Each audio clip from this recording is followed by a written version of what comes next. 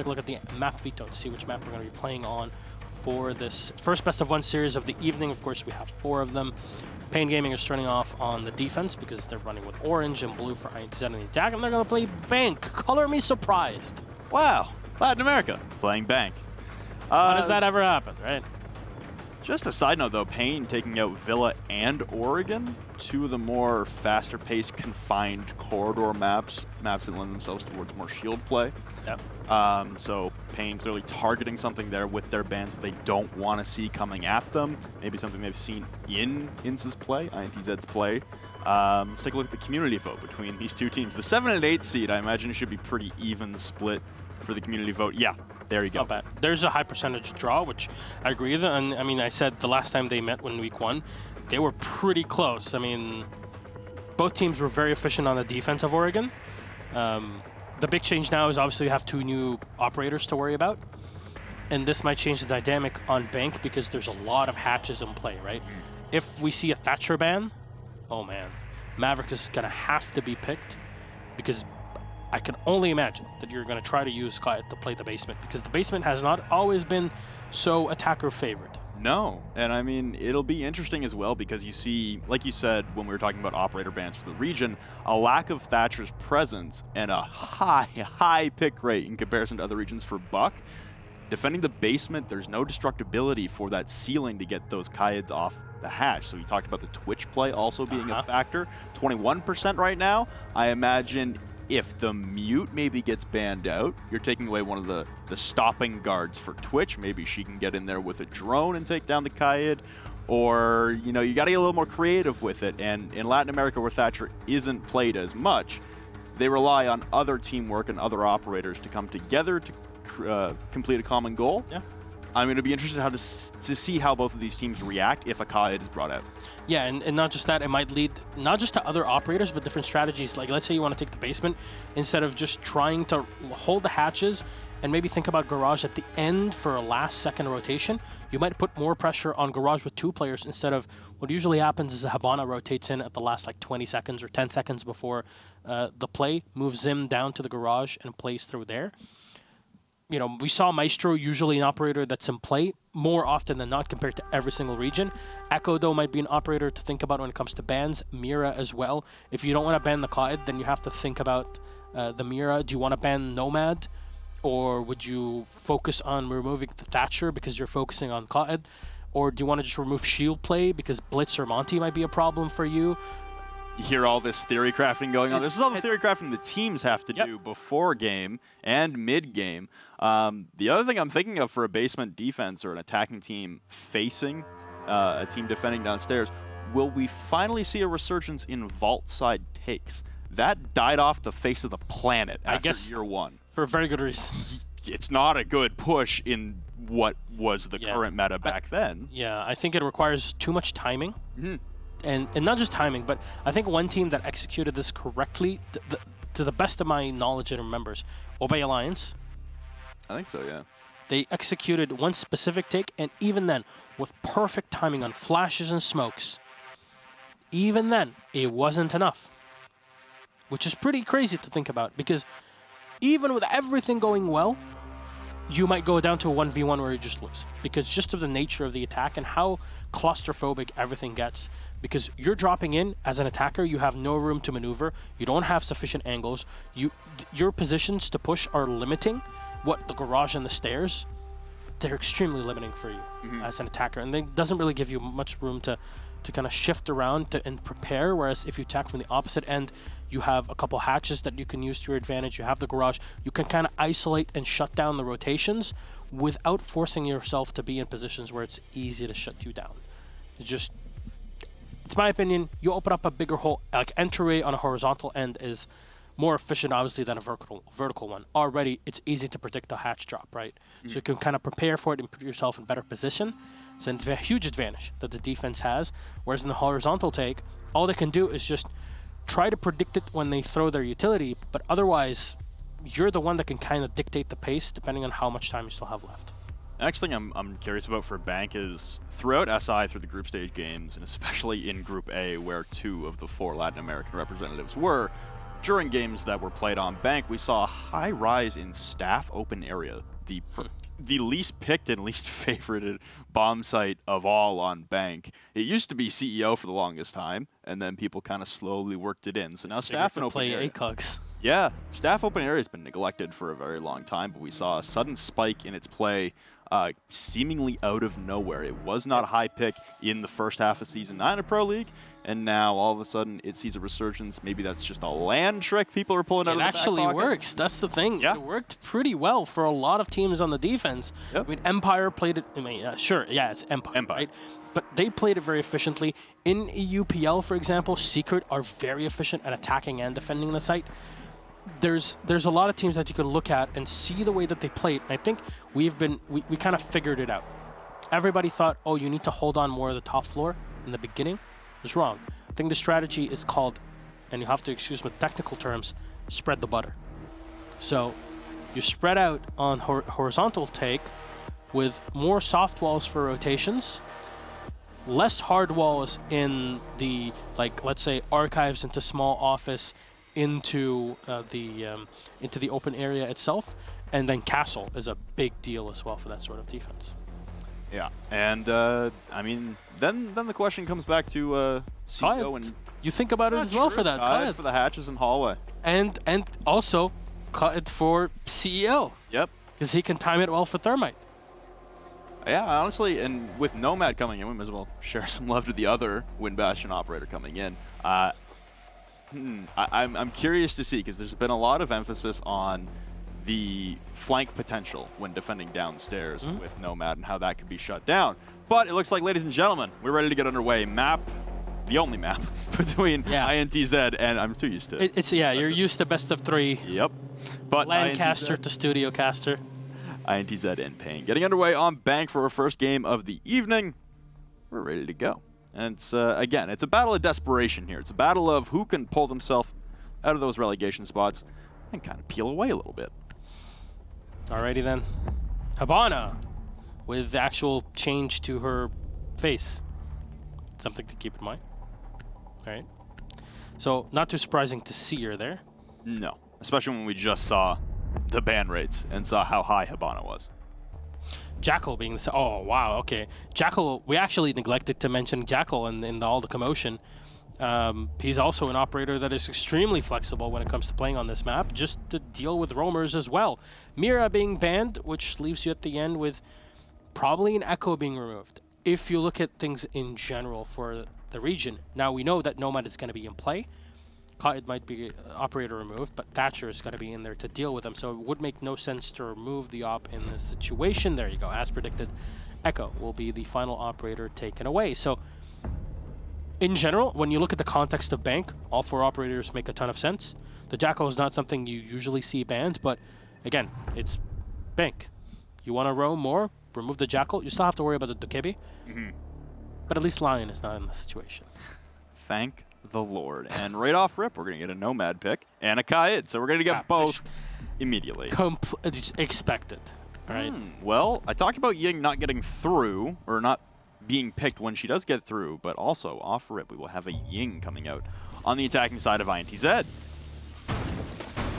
Might try and dictate the pace, and as well as we talked about maybe losing the ACOG on Ash Duds, seemingly not caring about the lack of an ACOG on the R4C. Yeah, I mean, some players have moved on to G36. Some people just kind of don't ever run the ACOG anyways. Oh my lord.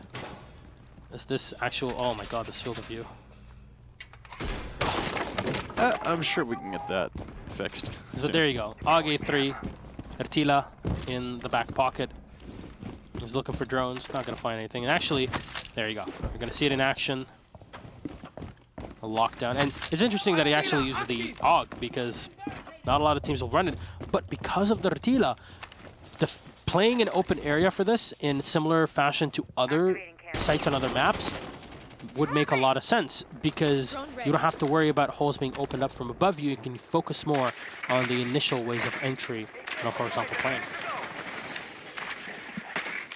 This is the kind of strategy we don't really see all that often anymore on bank. This 3-floor roam, extended map control on bank when defending downstairs. You can also see Drunks rocking the ARX, but Gabrielos will start things off on the duds. Here goes your Ash, and it looks like that's your smoke getting into play very early. Not sure if that was main stairs or into the garage, but either way, duds immediate entry with that Ash is going to be shut down with a blink of an eye. Yeah, I haven't heard any, oh, blame it on the ACOG, but still. What a lot of times you'll see is that mute with shotgun, but it's not the case here. Spawns and Gabrielos kind of opting for one shotgun, one SMG. Bor maneuvering around for his setup drones early on to see if there's anybody maneuvering around the map. However, they should be able to spot the cloud. There we go. He will drop the hatch the instant there's some sort of problem, as you saw with the Jaeger just a bit ago. Nomad had already set one. Oh no. Okay. Nomad had already set up. I'm trying to, but that ADS is not helping. That's the thing. It's a lot of utility sacrifice topside on the side of paiN Gaming for their defense, and they didn't really kill a lot of time. I mean, teams will still take a little over a minute to drone and clear it, even if there is no congestion. Obviously, things will get slowed down with the lack of a Jackal, but at the end of the day, that didn't really accomplish as much as they wanted. It was Gabrielos' play downstairs that was the big thing. There you go, spots it. So this is now Nomad's flank watch, I guess, just gone. Now Bor setting up for a thermite charge to open up the side of the wall. Servers, pretty old style take, right? It's usually the other angle on the 90 degrees that is open to try and bait out utility first. But in this situation, you don't actually have a ton of time for it. And paiN are going to try to take this fight to their opponents, having the one-man advantage, so they're expecting to overwhelm the flank. The Nomad taken away. Well done by FK1. FK1 will draw Drunks, and here we go. An attempted plant. Bor sticking this for the meantime. C4 not in position. Revolt's backing off, not getting the call, and it's an immediate vaulted from INTZ, pressuring the Red Hall. The plant will go down from Bor, and they'll all evacuate. That Nitro Cell not doing any damage. A drop coming out now from FK1 into open area. Holding down hatch control is Yuke, laying in wait, and they have no idea. GCR will fall, ripping up for another one. Yuke will get them both. GCR will equalize things. INTZ with another one holding down the plant. They both get Nomad. Revolts, though, will trade out INTZ now to a 2v2. The Candelas come raining down and blinding everyone left in Red Hall. Spawns and Revolts left alone to try and fight this out as the timer ticks away. 20 seconds remaining on that defuse attempt, trying to retreat back up the main stairs as their counterparts had and fall before, but Spawns the team kill onto Revolts, leaving Spawns alone. There's no time left. It's a wasted round, and INTZ will take it on the attack. A fruitless kill, and another one won't even come out, but an interesting hold there, a 3v5. And the attempted flank up the main stairs squandered by a prone Ying hiding behind a desk. And even more, I want to say, squandered by the defense. The C4 was in the Valkyrie's hands. Instead of trying to stick the C4, denying the plant, the most important thing is to deal with the objective. She ran back and tried to survive. It was a very aggressive play from INTZ as well to jump in, vault over the desk, knowing there would be no pressure coming from Red Hall. Honestly, just guessing at that point that there would be no pressure from Red Hall, no one peeking out, probably trying to catch Revolts in the animation of throwing the C4. But it would have been at least something, because at the end, you didn't do anything. You had two C4s in your back pocket. None of them were really used. The smoke, used one charge and that's it? Didn't really amount to anything. Usually just burn off the utility, but in that case, you didn't even have to. They didn't use any of it. Tremendous post-plant play, though. Honestly, GCR laying, or sorry, not GCR, Yuke laying prone, really the difference maker on that one. If he's trying to stand and fight at a desk at a common angle, it's a different story. If he doesn't get those 2 kills upstairs and INTZ holding his own inside of CCTV, that post-plant dematerializes in a heartbeat. What's up? Am I seeing things wrong? Is this actual 90 FOV? No. Okay. Just okay. So I'm not going crazy. And there you go, G36. All right. It's the ACOG. Everybody's been looking for it, and makes sense that you switch away. Obviously, now you have the 2 side grades, right? You can run the ACOG G36. That's just not as strong as the R4C when it comes to pure DPS. However, R4C is still there. You just are more limited to closer range engagements. It doesn't matter, though, still, in the grand scheme of things, you can still play pretty well with the holographic. One change that actually people haven't really talked about is the fact that, see that low ceiling? Before, it was a low fake ceiling that would block the vision of the Valkyrie camera. Well, it would block the vision of the Valkyrie camera from the attacker's side, so they couldn't see it and destroy it, whereas the Valkyrie camera could see through it. Well, now they raised that roof, and it's easy to shoot it from the door. So it's no longer a quote-unquote overpowered position, which is a good thing. Kind of went under the radar, but there you go. Today you learned. Chat. I find it interesting as well that paiN have backed off this multi-floor roam strategy that they brought out in round number 1. Now they're completely focused on holding a server. You had it 5v3. You started off quite well on the defense. I said you didn't really kill a lot of time, but it looks like INTZ were really not focused on taking anyone out from Red Hall other than INTZ's extremely aggressive play into CCTV. So an immediate peel back there from paiN. I thought maybe if they brought it out again, they could surprise INTZ and maybe keep a roamer top floor, as they don't have the Jackal available to them. It's going to take a long time to drone out Bank, but now we approach less than a minute remaining, and it's still 5v5. It's a much better position to be in if you're paiN. You haven't lost anyone, but you still have 5 people up in the post plant should INTZ get down and execute. I mean, look at the last round. INTZ got the execute with 4v5, and it still happened, no problem. So air jab is going to be set by the side of the door, and another one as well, probably on the hallway. No. Already, Drunks can set up. Oh, yeah, this is perfect, just in case there's somebody on the run-out trying to fight the plant. And with it being, well, not present at all, Ying is just going to be able to chuck down those Candelas and just play as a support role in the back, flash in the back. You see Valkyrie is trying to set up for the C4, but no information has been given to Revolts. He tries to shoot at the Ying, but the Candela will still be up. C4 being primed. 10 seconds left. They will connect intact to go down. Diffuser still in the hands of Boar. He's not gone in for the plant. As I say that, though, it will start to go down. Drunks will find one kill. Using the air jabs to his advantage. He won't vault in, but it's still finding the kill. Yuck with another one under Revolts, and everybody's just diving on in. FK1 will find a kill, but he finds himself alone versus 3 left. The perfect operator for this situation, though the flashbang will take FK1 out of commission for just a second, but Yuk has him on his radar and on his drone. Still has to deal with the air jab, still has so many positions to rotate away from. The Drunks to the wall will find the kill. Well done, INTZ. The second round, even better than the first. Another unfortunate setup there for paiN, especially in the response. So the last time around, paiN, they implement this multi-floor roam to try and kill some time. Doesn't really garner anything other than about 90 seconds burnt, but at the same time, they knew their positioning quite well, and then at the end, when Plant was coming through from INTZ, paiN elect to rotate 2 people up the main stairs.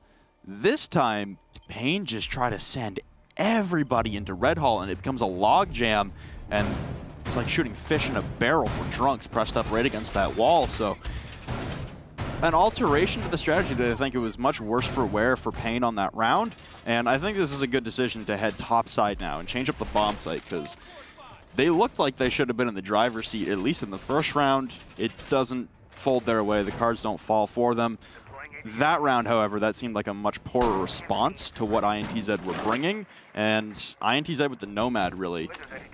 If you know they're bringing the Nomad constantly, you really should be trying to flank elsewhere, as they did with main stairs. They shot the air jab. They got off 2 quick kills coming upstairs. It was a pretty successful flank up the stairs. I'm surprised that paiN didn't elect to go for it again, and it seemed to be the costing of the round, because they lost 3 people inside of Red Hall in a matter of 2 seconds. Yeah, it's that PTSD of, you know, losing to the Ying playing in small desk, right? So might have been the decision there, but obviously you can tell the big power that Nomad has on the map and on the match. Even though the air jabs didn't actually go off, it's like 2 nations having nukes. It's mutually assured destruction. They're like, hey, you want to go? It's big power diplomacy. What are you going to do? So, something as well for the mind to digest. But that's at least something. You see Nomad being played again, and that G36 as well run by Yash. I also didn't clock if there was still an Evil Eye alive inside of CCTV, but you could use the Evil Eye to zap off the air jabs to facilitate a flank in. They might be expecting they're safe. Hey, one little zap to an air jab, There's a lot of havoc going on. Maybe there's smokes coming down. He shoots it through the smoke. No one has any idea it's gone. You vault on through. Surprise. False confidence leads to a lost round. Like, there's counters. That's very true. I mean, that's what happened on the flank, right? Yep. In the first round. So False confidence. They thought it was still there. It was put in a poor position and got shot out, but find ourselves in a CEO defense about to develop into absolute anarchy as a Nitrocell from Revolt won't connect anywhere close to that exothermic charge, and both walls on the exterior of the CEO office will be opened up now. And a flashbang will blind Revolt as well from the stock hallway. That was Duds, who looked like he was going to push in off of that, but it'll be Boar instead. With that carbine on the Thermite taking down Gabrielos. It's only your castle gone, as Gabrielos was playing the smoke earlier, so a bit of an op change between Spawns and Gabrielos upstairs, but they've lost their castle. There's a minute remaining, and there's not a lot of structural integrity left on the bomb site for paiN to defend. yeah, and FK1 putting himself in the hallway, just trying to you know, put like, what do you say? Trying to just hold the wound for a bit more. I mean, you've already lost the main entryway, the main position for the attackers to be planting. Just might as well try to not lose the flank. Also, the rest of your team focuses and Boar. A beautiful bit of pre-fire. 2 players down, and the Candela is so oppressive. They even force the Maestro back intact with 1 more kill. Revolts will find 1, but he gets fired upon by Yook. Last alive is FK1. The Maestro that was present early on will be present for too long. Yook will come in. Perfect usage of the Candela. And Flynn, I think we're starting to understand why people ban Ying. Yeah, it's a little obvious here. The last round when they were attacking downstairs, the Candelas didn't really do much other than push Revolts off the attempted Nitrocell. That time around, the Candelas just being, like you said, an oppressive force. Absolutely devastating everyone. Well, the Ash being played again, Nomad in play, Ying and Maverick and Thermite. Not surprising at all. I'm surprised the paiN want to go back downstairs as well. Well, their big change having the Ela, right? So it only make FO12 Ela. I mean, you invested 2 people in the server hold last time. Isn't Ela shotgun, I imagine, with a deployable shield at the top of the stairs, the typical setup for a server hold? Yeah. Is that going to be the change, the determining factor here? You still have a Maverick that INTZ has been bringing every round religiously. That's going to chew through the server hatch even if you reinforce it, so your rotate is cut off. The Candelas, like we said, have been monstrous so far. Yuke leading the charge with 5 kills so far on the side of INTZ, and it's a bit of a showing out right now for INTZ. Honestly, I'd like to see INTZ maybe try Teller's Archives or Staff Open Air like we talked about. It saw a resurgence at SI. Maybe it's the holy grail of answers here for paiN. With Cloud, it might be something to actually run because they only opt the first round, right? Yeah. Not after it. Nomad has had a deterring effect, that's for sure, but when it comes to this basement defense, one thing I want to highlight is in the 2 rounds, well, the early 2 rounds where they was played, both situations, even when paiN didn't really put any players on the top floor to roam, INTZ were always taking their time. The push never came before the 40-ish second mark. So it kind of signifies that even if they don't dedicate any utility, they're still burning a lot of time off. So their thing is to say, okay, let's double down, and if we fail in that blue stairs position, that we made sure that we ran the clock down even more to use extra bit of utility on the other side. Now, I'm surprised why Pulse is not in play as well to try and combo in this and slow things down even more. But the air jab might be one of those things that will slow you down. And of course, being able to destroy everything with the Breaching Torch, Maverick will have no problems with that. And he should have just enough to destroy both hatches if he runs it correctly. I'd imagine so, and we've seen good demonstrations of that in the past. I think paiN showed it off. Yeah, you hear flashbangs ringing out. I imagine that's There you clear the rest of the server hold, and as expending the last fuel in the tank of the torch, there's a drone heading down Red Hall, and I'm surprised that Spawn's bringing the mute has been able to shut down the drone entry. We've seen a drone in Red Hall inside of INTZ every single round. You have Nomad to try and push into blue stairs. If they actually throw the air jab behind the Ela with a quick peek, because the FO12 is not going to have enough range with just a quick peek to deal with you. You still have GCR in behind the server rack as well, but here come the Candelas and the Flashbangs now, raining down the server stairs and pushing directly into Concussion Mine, seeing the backpack and the quick peek. Oh, with the FO12, Revolts will chew right through Uke. Another Flashbang comes in, quickly dodging away, but on 5 HP. There's not much left to be done there for Revolts, as he will fall in immediate trade. You still have GCR. He's still in behind that server rack. Not a lot of time remaining. The second Concussion Mine will rain out and bring terror to this push from INTZ. Oh, an air jab placed right behind him and trying to evacuate his GCR, contesting hotly and just out of range, but the distraction is enough to warrant intact a kill. So GCR will fall. There's 20 seconds left as they all descend in towards the objective to facilitate a plant attempt. Gabrielos in the back, and he's going to start raining down those smokes. He'll have 30 seconds to delay his opponent. C4 is going to come out, but will miss. A bit too short there on the throw. Still, Nomad air jabs being set. Drunks will find a kill on FK1. 4v2 as the diffuser being set, but no, Drunks again walks in, and the damage of that 308 round raining right into his opponents. Gabrielos pushed away. And this will allow the diffuser to be set. The air jabs, power, seen, and intact will find the kill. paiN, even with the doubling down that we saw from them, they're going to lose it out. And both teams being effective historically on the defense, this is starting to get out of control. Well, I mean, you really got to credit Drunks on the Nomad play on that one.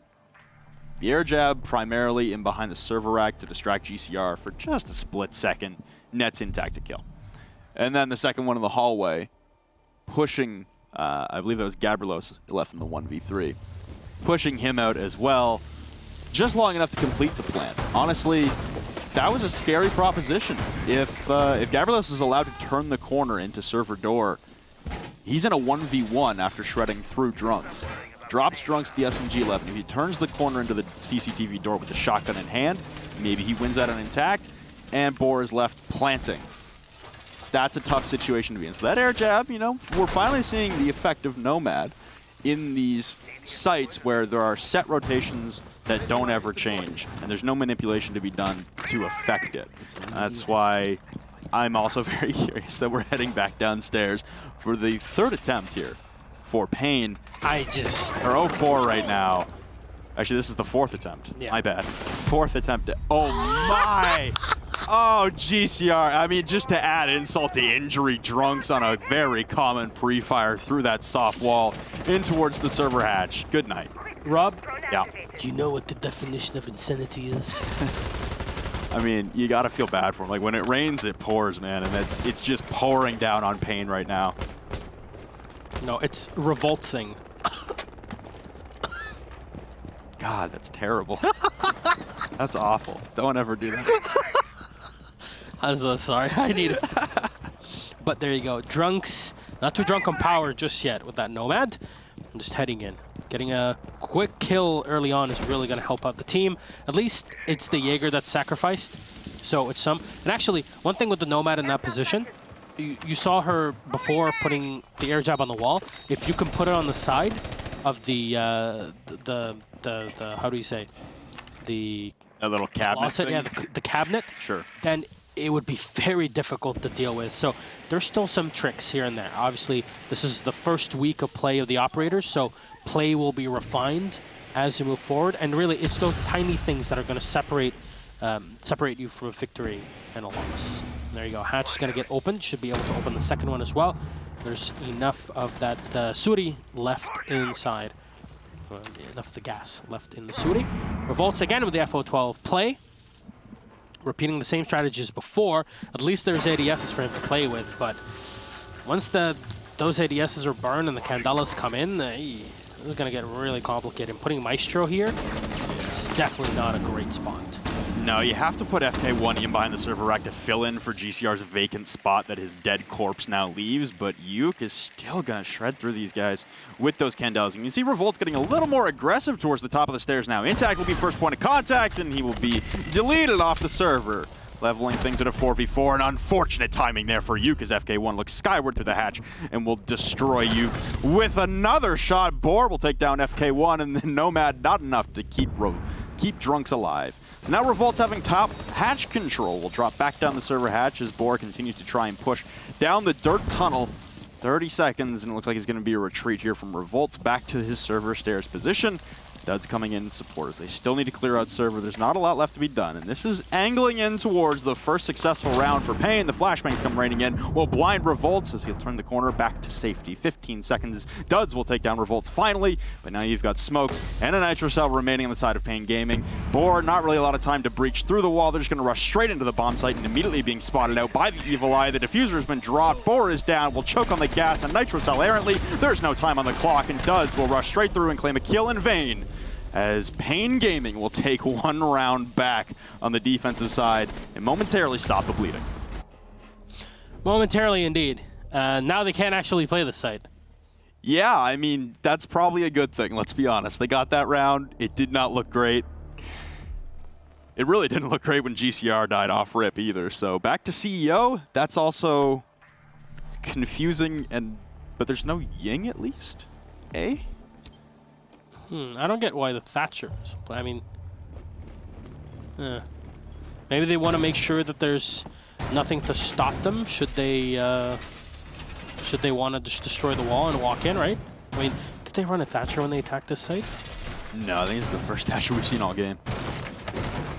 But the Monty play makes sense. This way you want to make sure that, you know, that wall is going to get opened, the Monty can move in, or he can actually take the flank by walking in from the main hallway. However, a lot of times when the Monty's in play, what ends up happening is the attackers come in from the main lobby and go up spiral staircase. So it happens in so many different regions. I wouldn't be surprised to see that.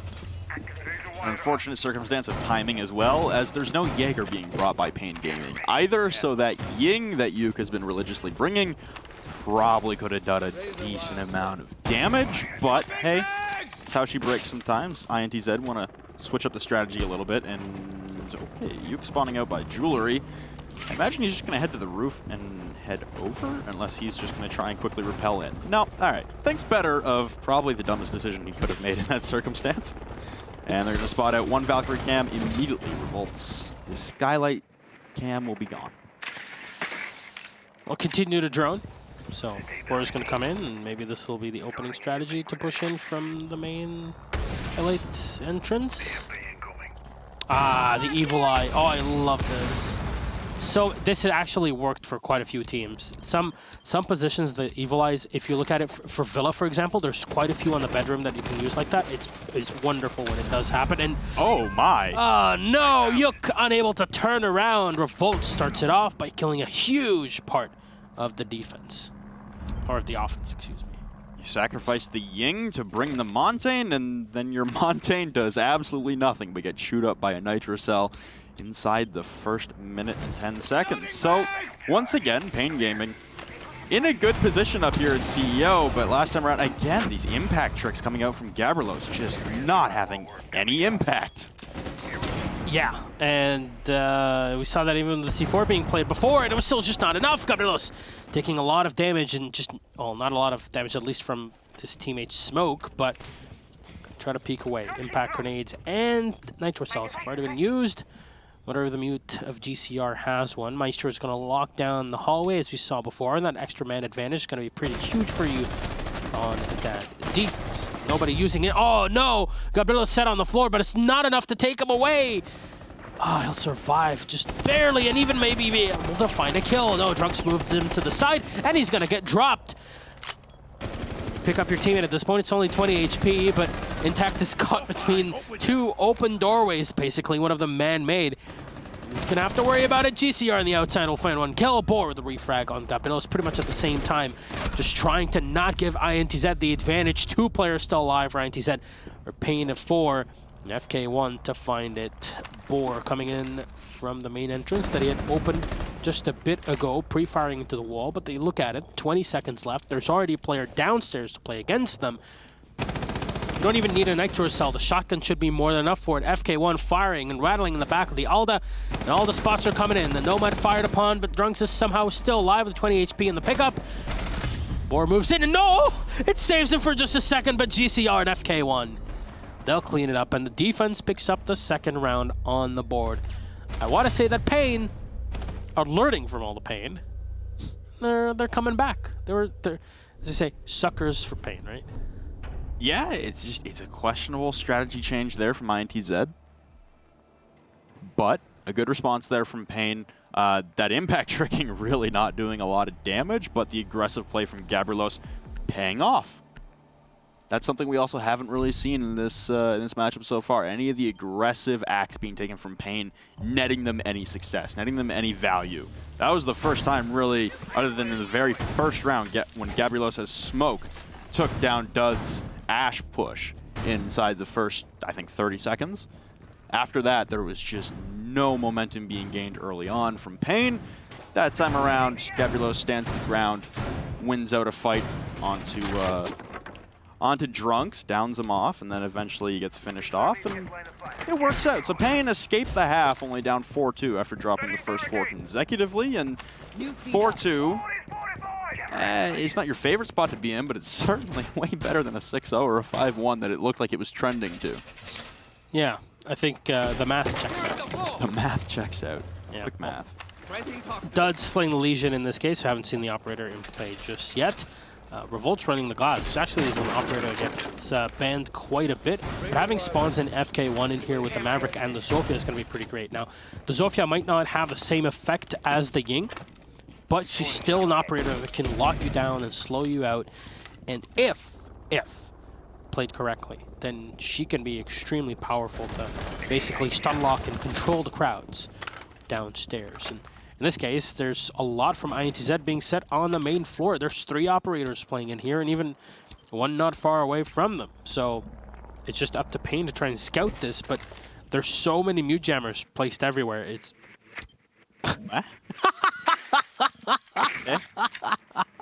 I'm hoping that's spectator-sided. Anyway, returning to normalcy. FK1 slightly opening up the open area hatch from the stock hallway with that Maverick torch, and that's the same kind of strategy that paiN brought out in the first round on the defense, reinforcing those stock hallway hatches into open area and trying to hold that down, but they vacated that plan rather quickly. This time around, looks like INTZ are investing even more manpower and utility to the top floor, but it also appears they have the same mentality. Open up the hatches, make sure you can drop back to safety. Don't just make it a stand and fight fest, although as I say that, standing and fighting and failing miserably will be duds at the hands of FK1. He'll also pop open the soft hatch in the back, and you still have 2 members from INTZ over by Archives. Even with the increased swap time for Maverick, it still works out. All right, Spawns will at least find a second one. Drunks is going to get taken out, and it looks like that whole top floor hold is not really working out because if you look at things, as I mentioned before, INTZ on the attack were slowed down considerably, even when paiN weren't, actually doing anything on that main floor except for having one operator in by the stairs. Boar so close up. Shotgun will down and should be able to finish off one. There you go. Revolts, though, is still up, and he'll find a kill on Yuk, though there's only one player downstairs, and Smoke of Intact will have to decide what to do. Boar has to actually break the wall and try to come in. Whilst you already hear the Legion goo mines coming off on the opposite end, the Glass walked into it. Wait, what? They're on the top floor with 30 seconds left. They haven't opened anything. They have to walk down the stairs. Oh no, this is huge. Intact can just stop it right here, right now. He'll fire into the side of the sledge. GCR is alive. Not for long. Boar will take him away. The grenade fired right into Intact, but they need to run right into them. Spawns will find a kill. Now 1v3. Boar will drop down to try and reinforce. 8 seconds left on the clock. And a 1v3, they're going to plant in the back. Boar looking to peek. He knows where one player is. He'll win it out. Pushes in for the second, and GCR is so close. And that could have been disastrous. But the attacking side of paiN Gaming will find an extra round on the board to make it a 4-3. Well, it's 3 straight for paiN. It was a hot start there for INTZ, and then paiN there as well. They have the 4v2 advantage with 30 seconds left, and you still have a defender roaming in Boar at mute. There was only one player downstairs as well. Intact wasn't even actually on site. He was on server stairs too. Site was completely vacated for INTZ. Yeah, so. but then, 4-man advantage. Guys, let's all go through the stairs. It was a dangerous proposition. Like you said, if Intact wins out that gunfight onto GCR immediately, yeah, GCR and Spawns, either one of those situations turned drastic. But I really wanted to point out paiN Gaming's patience, honestly. You see a heavily invested roam setup like that on Bank, your first instinct is to kind of jump in and start challenging and picking away at a piece at a time. Instead, you still have personnel holding Skylight for rotations constantly. Almost 2 minutes into the round, Spawns cuts down Duds, coming up square stairs to the top floor for a flank that would have been devastating. You still had FK1 and Revolt on the top floor in that stock hallway. Credit to paiN Gaming for fixing their mistakes on the defensive side for the last 2 rounds and playing that attacking round beautifully, letting INTZ walk into the trap they laid. Are we watching Vitality? Kind of feels like it, doesn't it? Yeah, actually, what is it? On Monday, you were over at my place? Yep. Before we went to work, and yeah, we're watching some Challenger League for EU, and it's like, who was it? It's on the UK stream, and they're like, yeah, Vitality was so fast in the execution, they never bogged down, they always were moving on. I'm like, what universe are we in? Yeah, well, what happened? Well, obviously the lineup basically changed completely, but it's like just weird to hear the name and the connotation. Yeah. Right. But you know, still in this situation, holding the rotation angles for a long time, it's smart because it worked. If it didn't, we'd be singing a completely different tune right now. Absolutely. Well, a minute in, and it seems like paiN are still taking this cautious approach to everything, and they're droning out absolutely everything this time. They don't want to deal with another situation with Boar laying in wait inside of Archives, and not to mention he's also changed operators off to a Pulse, an operator we haven't seen at all. So we're getting a wide variety of operators in stark contrast to what we were seeing in the top picks to start off the broadcast. And I'm actually a much bigger fan of running the Pulse in this situation. We're like, hey, you know, our roam play didn't work. Let's just double down and play something that actually will always work, pretty much. We'll play the Pulse downstairs. We have an extra set of C4 with Yuk. We have info on the hatch because the Shutterbug is set correctly. And actually, because it's set right on that, right on the lamp, it actually does not affect the shading behind it. So you can't really spot it until you really look at it. And because of the lighting and stuff, it can really get complex. Now, the smoke playing in this position on the blue stairs is a bit odd, but at least he's trying to slow things down. They want to use the C4s to hold down the take instead of running it in what we're used to, which is smoke first, then C4. One of them is going to be expended, actually, and to no effect. I wonder why they did. Well, INTZ, here comes the frag grenade coming out from GCR, but it'll be drop point blank range with a shotgun of INTZ down, but not finished off just yet. He's baiting for another one to come, trying to clean the kill, but now Revolts. Sorry, now that's Gabrielos on the Thermite. He'll take the challenge and fail immediately. Gabrielos will fall. Another one on the floor, crawling away in desperation. Spawns will now play the game of peeking INTZ, so an impact charge will come out and not do any damage. It will push INTZ down the stairs, though, and they facilitate the revive onto GCR, but only 20 HP and 20 seconds remaining. Duds will fall as Spawns looks downward through the hatch, but now playing point blank once again with the shotgun. INTZ, the X factor on the round. INTZ will finish it off the SMG 11-2 for him as he cleans up it down to the teammate. Trying to push down the main stairs is FK1, and they won't result in anything. Drunks will round things out, and paiN Gaming stymied by one man on a shotgun on a staircase. There's a man on a mission. Oh, that was a great prediction there, but yeah, that's a man on a mission. And he held it and just baiting everybody into fire. Absolutely wonderfully done. By the time the smoke was dead, 20 seconds were left, or at least pushed away.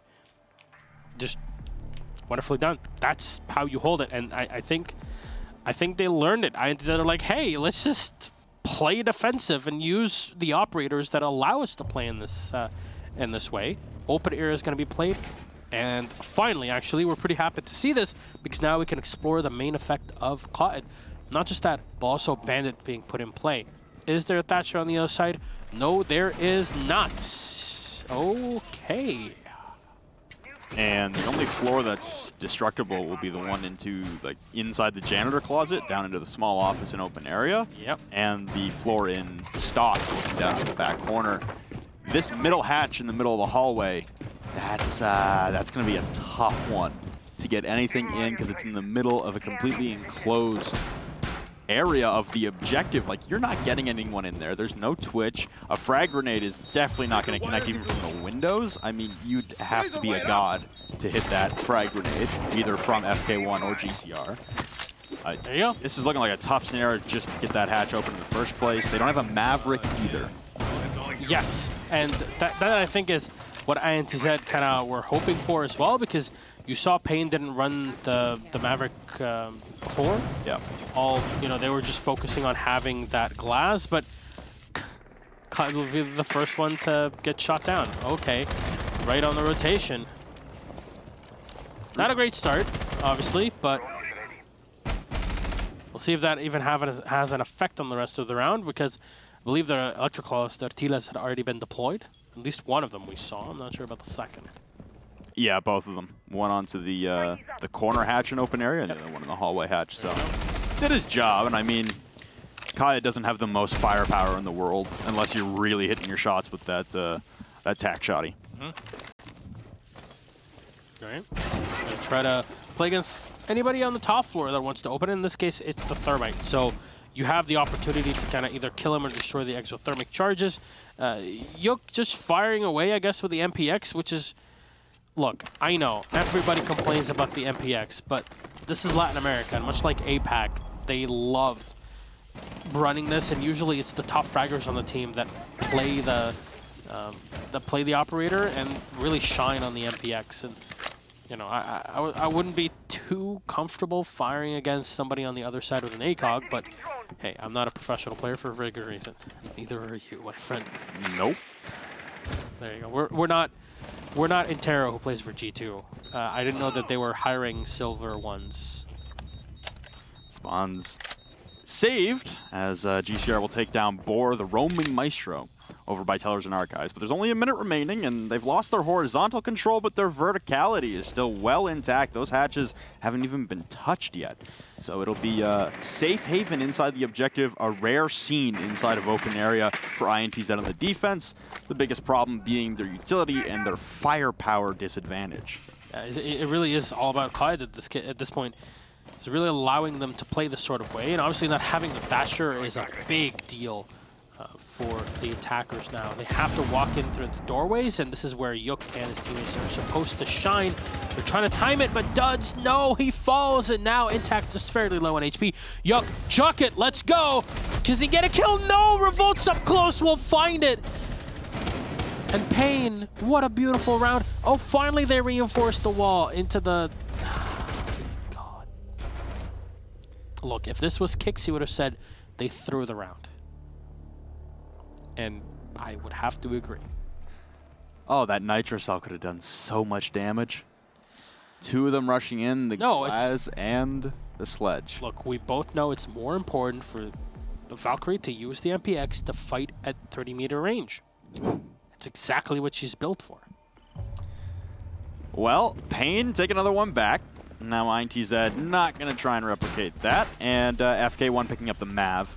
Probably a smart decision, given how poorly paiN tried to get upstairs and open up some hatches and how poorly that went. Bringing out the Maverick, honestly, being the answer to a lot of problems for the majority of that top floor control. But the horizontal control being lost extremely early, not helpful for INTZ on their defense, so we head top floor, where there's no possibility of vertical, at least top-down control. Yeah. Well, the dock is going to be brought in for the bulletproof camera, so there's going to be somebody at least playing along that staircase. And, you know, we see it quite a bit with a lot of big... Oh, no. It's back-to-back rounds. Someone's been peeking close, and then... INTZ off to a brilliant start. Up 4-0. They allow paiN to claw 3 back. They get another one on the board quite convincingly, and they look like they're about to run away with it once again, but now in back-to-back rounds, they have placed a sacrificial lamb by a window or a door inside the first 10 seconds. Yeah, they're like, oh, we won those for first 4 rounds too easily. Let's make it a real challenge. Why not? I mean, INTZ is, I won't try to pronounce it, what it is in Portuguese, but I know it means intrepidity in English, what it is in Portuguese. And, you know, intrepidity is still about, you know, the ability to kind of sustain yourself and keep yourself in the fight, right? Mm-hmm. So it might explain, you know, why they're doing this. It's just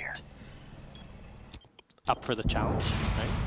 Thermite's going to open up the wall as Duds is going to drop down and play from below. I actually really like this. This can really do a lot of work later on, but because of the fact that he already lost a player early on, this is going to shave a bit too much manpower maybe off of the site. It's a dangerous game that Trunks is playing, and a couple warning shots won't connect with GCR as ingressing into the site now will be Gabrielos. Possibly, I mean, there's a lot of time here. You still have Boar with his evil eyes for visibility inside the objective, and you still have INTZ with 3 Toxic Babes to try and slow down this plant attempt. But plenty of time on the clock for paiN to work with and bait out utility. They have the man advantage, and really it comes down to Duds and his flank. Will this be successful? Oh man, there's a guy downstairs holding this. He's got no clue though. There goes Spawns leveling at a 4v4 now as we eclipse the final minute in the round, and now Gabrielos trying to expedite things with Revolts dropping down to smoke as well. A Toxic Babe in reciprocation from from Intact on INTZ, but Gabrielos, no cares in the world. And Nitro Cell, it won't connect. GCR will take down Drunks as well. So now we land ourselves with a post-plant situation. Intact inside of the janitor closet will down and finish off Gabrielos with a shotgun. They're aware of the flank, and oh my, rushing into the hallway with no cares in the world is Intact, and he'll be taken to the grave for it. Pressing up slowly in the stock hallway is Duds, and awaiting his entry is FK1, and a missed shot, but time expelling constantly, ticking away, almost approaching the halfway point. The man advantage for paiN to just back off and hold this is beautiful. Boar taking a lot of damage at the hands of GCR, and GCR will take down Boar off screen. FK1 down to about 2 HP, but it's Duds alone. No help anywhere in sight, and we Revolts peeking back out of the objective. We got a 5-5. We're guaranteed going the distance on Bank. And I really don't know how to you know, phrase this or put this into perspective. Is it just INTZ throwing rounds, or for lack of a better term really, but or is it paiN that's just clawing it back and it took them a while to kind of warm up to the game? Well, I mean, it's been an incredibly attacker-sided game. Yeah, that is actually very true. The interesting point though is that INTZ were running the Nomad non-stop. paiN haven't touched it. Very true. So is it Nomad? Because I mean, paiN are running up attacking rounds. Although I would say INTZ are kind of gifting them a couple of these with the immediate deaths in the first 10 seconds. That's not helping things. Yeah, I mean, paiN played Bank against FaZe. They got absolutely murdered on it. It was a 7-3. They lost 5 rounds on their attacking side. So it seems like things have changed and improved for the squad. I have to say, it's pretty impressive what you know, has been happening throughout this. INTZ also played against Liquid, and they got murdered as well. 7-3, and it was, guess what? 5 rounds on the defense, 1 for Liquid. So 5 offensive rounds lost for INTZ. I think we're trying to find a pattern here, and we're not too far away from it. Please, no sacrificial lamb this time. Okay, we actually passed the first 10 seconds with no deaths. We did it. Good job. INTZ, you're not throwing away lives. And I mean, it's tough to tell really if it's just like the first one looked like a poor rotation inside of open area. It looked like Drunks was just caught out. I mean, he got wall banged through a window and a wall. Unfortunate circumstance, but you got to know people are going to spawn there A and B, pre-fire the window. It's one of the most common pre-fires in the game. And then in the second round, I believe it was a more aggressive stance coming out. And unfortunately, it just didn't pay any dividends. So finally, we see INTZ keep all members alive, approaching the first minute being expired. And it's a downstairs defense that they won quite handily the last time around. Well, that's a lot of What is that array? Oh my god! Look, Rob, I'm no expert. Listen, last time... I'm no expert, but I think this position is important for the defenders. And last time they defended this, it was intact on an island, just holding on a staircase that completely ripped through all of paiN. Why not give him the best chance to succeed? He loses 1 ADS and a half of another one. He's still got 3 more charges, 2 more charges, 1 more charge left, 0 charges left. The smoke will come out, and there goes the frag grenade to just decimate all the corpses of the Magpies. Oh man, okay. At least he didn't die to the last grenade, because that would have been ridiculous. Like, okay, we burned away 6 bits of utility. Let's go. That's 1 more. I'm just gonna run away and boop, gets down. Well, at least that didn't happen. Drones are gonna get sniped 1 by 1. So many shells. And the shotgun and intact. He's got it. No, he actually gets it. Oh, so much damage done to Revolt. GCR will move in. Second grenade, but still not enough to take the smoke off of this position. He's going to keep it for so long. 52 seconds on the clock, and nobody has the ability to push. At least the Thermite had opened up a hole. And that's the Skylight Hatch. GCR to find a kill on Duds. But he's so low on HP, and Revolt's being down to pretty much 60. They're going to try to stun him. Intact will collect one, and is there more? The Grim Reaper is waiting, and the Scythe is out. Just stunned again. The Zofia continuing to stun, and finally Spawns will find the kill, but not a moment too soon. 3 players left alive with a Nitro Cell. 2 Nitro Cell will make that in the back pocket of Boar and Yuk. They can hold off any sort of last-second rotations. Then, yeah, this round can go very easily the side of the defense. Gabrielos will go in, but is there enough info? Should be able to snipe out the Thermite here, but they have to stick it at some point. 8 seconds left on the clock. Smokes are going to come out. They can see through it. The Nitro Cell thrown up. It will not connect with anyone. The Zofia will find the kill. Spawns turns it, but Boar connects. Gabrielos is down, and the defense will win it out. INTZ to put the 6th round on the board and guarantee at least 1 point at the end of the day. Intact, on smoke, on server stairs. He's the Panics of LATAM. Name me a better duo. I'll wait. Honestly, that man just continues to hold down the stairs, and it continues to throw a wrench in the plan of paiN trying to attack it. They continue to waste all the utility on it, and they can't get him out. And then their last-ditch attempt, when they realize the clock is running down on them, they've made 0 progression, is just throw bodies at them and see how many fall. Look, and I would have gotten away with it if it weren't for those darn kids, those darn C4s and Evil Eyes. That's the thing. Angry old man yells at Cloud. They had the man advantage. They just didn't have the time. Yep. Again, it's just that time wasting from Intact on the stairs. And look, time. I know we talk about drone economy, we talk about utility and everything, but something we can't always mention and keep focusing on too much because there's so many moving parts is time. It's literally the most important resource that the defenders have to their side. And if played smartly and correctly, then you don't really have to worry about anything.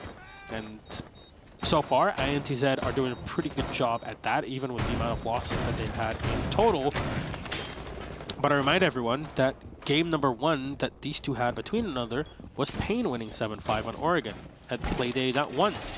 If INTZ wins 7-5, and they end up with the same amount of points at the end of the season, they're going to be tied in head-to-head, which means you need to go and check the overall rounds counter. Yep. This is going to get to like multiple levels, like Inception. Well, unless it's a 3-way tie, and then you go head-to-head between the 3 teams that are tied for a round differential between them all, and it turns into a math fest. Roberto de Flinerio. Yeah. Don't you love math? Yeah. There's difference between loving something and being good at it. I like this. Pre-play C4, picking out constantly to know where it is on the Valkyrie camera, and Intact's just going to wait it out. Oh, and here comes GCR, just not doing anything anymore. He's going to blast him into the stratosphere. GCR will fall. It's all the reworking he will do onto the ceiling, and they also have the backside of the teller's wall opened up. Establishing any flanks, and oh my, Yuk taking that engagement against Revolt and doing nearly 60 damage with the MPX at that range, but will inevitably fall to Spawns, looking to throw those previously made holes from GCR. Some good teamwork, but there goes Intact as well. So suddenly a wonderful position for INTZ to be in, turns into nearly a catastrophic one. Don't throw your advantage away, I think is the name of the game, and so far it has been great for INTZ. I have to whisper it, so you don't have to hear it at this point. Well, they've also all completely evacuated the site. Boar has gone for a flank downstairs inside a server. No one on the objective right now, quite similar to the time they played server and CC last time. One player is already trying to move in. I don't know if Spawns was able to get into the site, but Boar is coming back, and he's going to get spotted. The drone untimely here for Boar.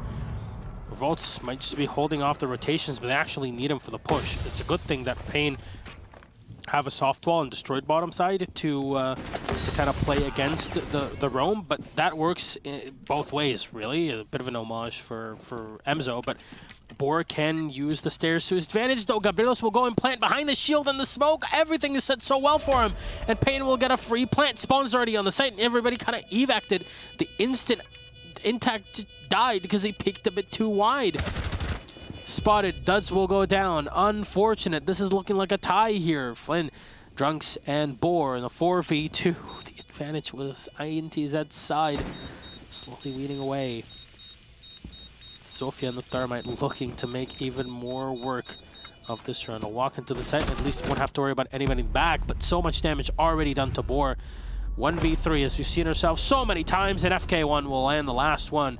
Round number 12 will end in a paiN Gaming win. It means we're at a tie, 6-6. Result between INTZ and paiN on Bank. Crazy seesaw of a last round there.